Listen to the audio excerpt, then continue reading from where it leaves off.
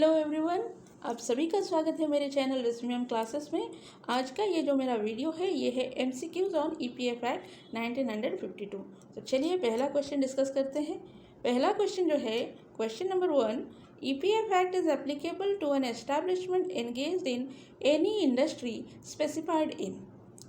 सो option कुछ ऐसे हैं। A option schedule 2, option number B hazardous industries list, option number C schedule 9 and option number D schedule 1।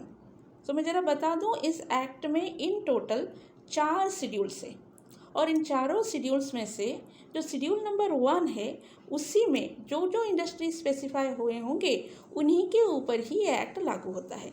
So the correct answer for this question is option number D schedule 1।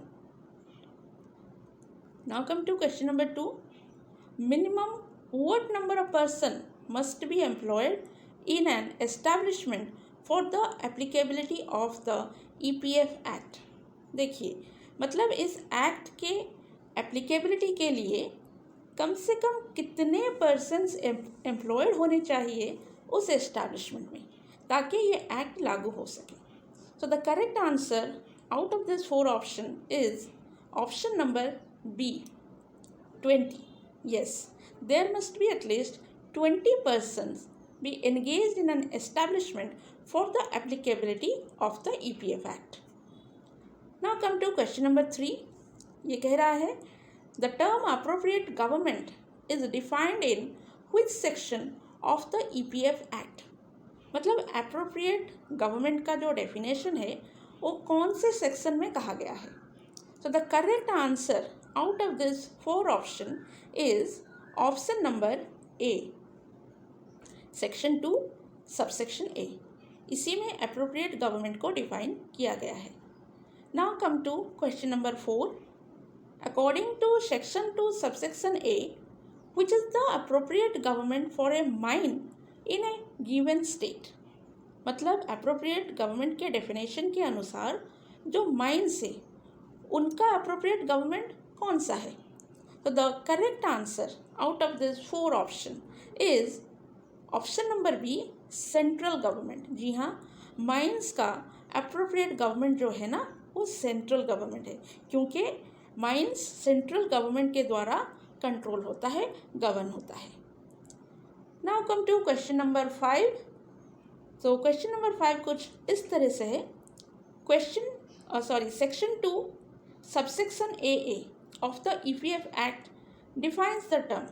मतलब section 2 subsection ए वो किसको define कर रहा है। सो इसका जो सही answer है वो है out of this 4 option is option number B authorised officer. जी हाँ, ऑथोराइज्ड ऑफिसर का ही सेक्शन है section 2 subsection A. Now come to question number 6, what is the present wage limit to be eligible to be covered under the Employees Provident Funds and Miscellaneous Provisions Act 1952। मतलब इस act में cover होने के लिए जो eligible employees होंगे उनका veg limit कितना होना चाहिए। सो इसका जो सही आंसर है, जैसे कि ऑप्शन ए कह रहा है 7,000, बी कह रहा है 21,000, सी कह रहा है 15,000, डी कह रहा है 24,000। सो इनमें से जो सही आंसर है वो है ऑप्शन नंबर सी 15,000। मतलब the employees whose wage limit is up to ₹15,000 per month they are eligible and they are covered under this act. हाँ, ये बात अलग है, उसको अभी कहा जा रहा है कि वो जो वेज लिमिट है उसको 21,000 रुपये तक बढ़ा दिया जाएगा, लेकिन वो अब तक एप्लीकेबल नहीं हुआ है। Question number 7, what are the emoluments earned by the employees which are not come under the definition of basic wages in Employees Provident Funds and Miscellaneous Provision Act 1952। मतलब ये क्वेश्चन ये कह रहा है कि इनमें से कौन कौन से वो पॉइंट्स है जो कि बेसिक वेजेस में या फिर बेसिक वेजेस के जो डेफिनेशन है ना उसमें कवर नहीं होंगे। सो पहला पॉइंट है point number 1, all emoluments which are earned by the employee while on duty or on leave or on holiday with wages in either case in accordance with the terms of the contract of employment and which are paid or payable in cash to him। Point number 2, the cash value of any food concession Point number 3, any DNS allowance, house rent allowance, overtime allowance, bonus, commission or other similar allowance payable to the employee in respect of his employment or of work done in such employment. And point number 4, any present made by the employer. So इसके जो option है वो कुछ इस तरीके से है. Option ए कहता है point 1 and 3, option B point number 2 and 4, option C point 1, 2 and 3, and option D is point number 2, 3 and 4. So the correct answer for this question is option number D, that is point number 2, 3 and 4. जी हाँ, कोई भी cash value of food concession, किसी भी तरह का allowances या फिर किसी भी तरह का जो प्रेजेंट्स है वो बेसिक वेजेस के जो डेफिनेशन है ना उसमें कवर नहीं होंगे. Now come to question number 8. The chairman and member of central board constituted under employee provident fund are appointed by whom? ठीक है. सो जो सेंट्रल बोर्ड बनाया जाता है इस एक्ट के तहत, उसके जो चेयरमैन होते हैं या फिर जो मेंबर होते हैं उनको कौन अपॉइंट करता है? So the options are like this. पहला option A central government, option B state government, option C supreme court, option D none of the above.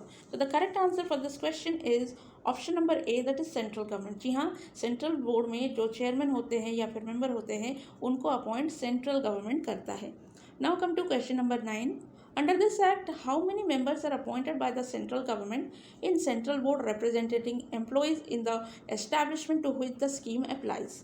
ठीक है. सो इस एक्ट के तहत ये बोल रहा है कितने मेंबर्स को सेंट्रल गवर्नमेंट अपॉइंट करता है बोर्ड में, सेंट्रल बोर्ड में, जो कि एम्प्लॉयज़ को रिप्रेजेंट करते हैं इस स्कीम के तहत. सो the correct answer for this is out of this option, जैसे कि ऑप्शन ए कह रहा है 15, ऑप्शन बी कह रहा है 10, option C 12, option D 20. So the correct answer for this question is option number B, that is 10. Okay. Now come to question number 10. The accounts of the central board is audited annually by whom? जी हाँ, जो central board बनाया जाता है ना उसका जो भी अकाउंट्स है उनका ऑडिट होता है, हर साल उनका ऑडिट होता है. और वो ऑडिट जो है वो कौन करता है? ये option A central provident fund commissioner, option B any auditor appointed by central government, option C comptroller and auditor general of India, option D any auditor appointed by the chairman of central board. So out of these four options the correct answer is option C, comptroller and auditor general of India. वही audit करता है central board का. Now come to question number 11. The contribution which shall be paid by the employer to the fund shall be. जी हाँ, ये EPF act के तहत जो कंट्रीब्यूशन देना पड़ता है एम्प्लॉयर को वो कितना होता है, कितना परसेंटेज होता है एम्प्लॉय के सैलरी का.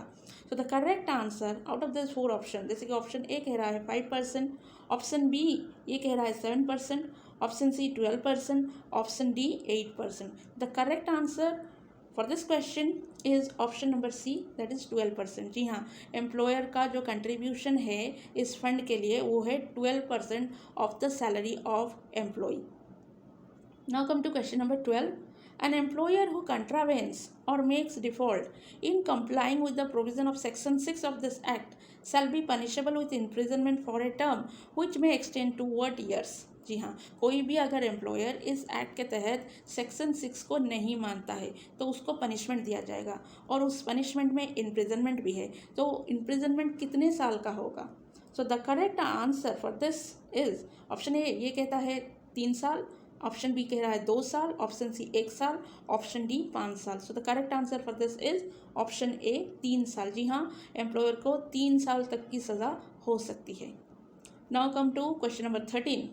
This act shall not apply to any establishment registered under the Cooperative Societies Act 1912, subsection 2 of 1912, employing less than what person and working without the aid of power. मतलब ये act अगर कोई establishment वो अगर cooperative societies act के तहत register हुआ हो और उसमें अगर जितना कहा गया है उससे कम लोग काम कर रहे हो और दैट टू बिना किसी तरह का पावर यूज़ किए, तो वो नंबर ऑफ़ एम्प्लॉयज़ कितने होंगे, तो नंबर ऑफ़ एम्प्लॉयड पर्सनस कितने होंगे. सो ये इसके ऑप्शन है. ऑप्शन ए कहता है 20, ऑप्शन बी कहता है 50, ऑप्शन सी कहता है 100, ऑप्शन डी कहता है 70. So out of this the correct answer is option number B 50. जी हाँ, अगर किसी भी तरह के इस तरीके के एस्टैब्लिशमेंट में अगर less than 50 workers are engaged and working without the aid of power, then this act shall not be applicable. Now come to question number 14. Which of the following statement about central board are true? ठीक है, इनमें से कौन से statement सही है central board के बारे में? पहला हमारा जो पॉइंट है, पॉइंट नंबर 1, ये कहता है central provident fund commissioner is the ex officio member of the central board. Then point number 2, the central board shall maintain proper account of its income and expenditure in such form and in such manner as the central government may, after consultation with the Comptroller and Auditor General of India, specify in the scheme. Point number 3, central board shall submit annual report of its work and activities to the central government. So इनमें से कौन से statements सही है central board के बारे में? पहला हमारा जो ऑप्शन है ये कहता है point 1 and point 2, option A. Option B कहता है पॉइंट 2 और पॉइंट 3. ऑप्शन सी कहता है point 1 and 2 and option D ये कहता है point number 1, point number 2 and point number 3. So the correct answer for this question is option D. Point number 1, 2 और 3 ये तीनों के तीनों ही सही है. ठीक है, सेंट्रल बोर्ड के बारे में. Now come to question number 15. Under this act insurance fund means what? मतलब इस एक्ट के तहत जो इंश्योरेंस फंड के बारे में कहा गया है वो किस इंश्योरेंस फंड के बारे में कहा गया है? ठीक है, पहला जो हमारा ऑप्शन है ये है medical insurance fund. Option B deposit linked insurance scheme. Option C unit linked insurance plan. Option D employees group accident insurance.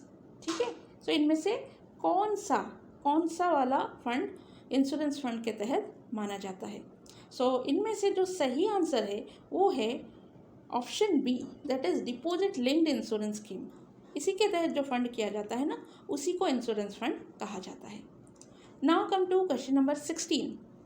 Which of the following statement about the Employees Provident Fund and Miscellaneous Provision Act are true? ठीक है, इनमें से कौन से statement EPF act के बारे में सही है?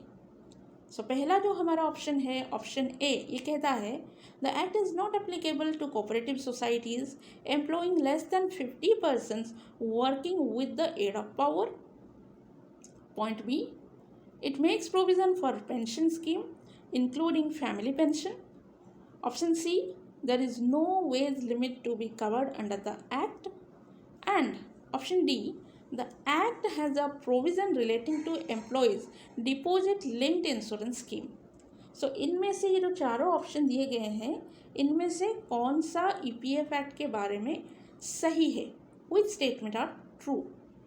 पहला ऑप्शन ए, बी, डी. दूसरा ऑप्शन ए एंड सी. तीसरा option C, option B, C and D. And last D option कहता है ए, सी एंड डी. इनमें से जो करेक्ट आंसर है इस क्वेश्चन का वो है option A. That means the point said in option A, B and D are true. बिल्कुल सही है. ये जो एक्ट है ना, वो अगर कोई भी एस्टैब्लिशमेंट वो 50 से कम वर्कर्स को एंगेज करता है और वो अगर कोऑपरेटिव सोसाइटी के तहत रजिस्टर्ड हुआ हो तो ये एक्ट उन पर लागू नहीं होगा. साथ ही साथ जो ऑप्शन बी कहता था कि पेंशन स्कीम भी इस एक्ट के प्रोविज़न में है, जिसमें फैमिली पेंशन भी इंक्लूडेड है, ये भी बिल्कुल सही है. साथ ही साथ जो डी पॉइंट कहता था that the act has provision relating to employee deposit linked insurance scheme, ये भी बिल्कुल ही सही है. The correct answer for this question is option A, B and D. Now come to question number 17. How many years of service is needed to qualify for the employees pension scheme? ये question ये पूछ रहा है कि pension scheme के लिए qualify होने के लिए एक एम्प्लॉय को कम से कम कितने साल काम करना चाहिए उस एस्टैब्लिशमेंट में या फिर एम्प्लॉयर के पास कितने साल कम से कम. ऑप्शन ए ये कहता है 8 साल, बी 5 years, सी 7 years, डी 10 years. इसका करेक्ट आंसर जो है वो है ऑप्शन डी 10 years. जी हाँ, किसी भी एम्प्लॉय को एम्प्लॉय पेंशन स्कीम के अंडर क्वालिफाई होने के लिए कम से कम एम्प्लॉयर के पास 10 साल काम करने चाहिए, तभी जा कर के वो एलिजिबल होगा. Question number 18. The employees pension scheme provides for. Employees pension scheme जो बनाया गया है उनमें से या उस स्कीम्स के ज़रिए कौन कौन से पेंशन कवर होते हैं? So option A superannuation pension, option B orphanage pension, option C both A and B, and option D none of A और बी। सो इस एक्ट के तहत इस पेंशन स्कीम में बोथ सुपरएनुएशन पेंशन और orphanage pension ये दोनों ही कवर होते हैं। So the correct option for this question is option number C and both A and B. Question number 19, withdrawals from PF और provident fund may be allowed for. मतलब जो provident fund में जो पैसे रखे गए होते हैं वो कब कोई एम्प्लॉय विड्रॉ कर सकता है, किन बेसिस पे?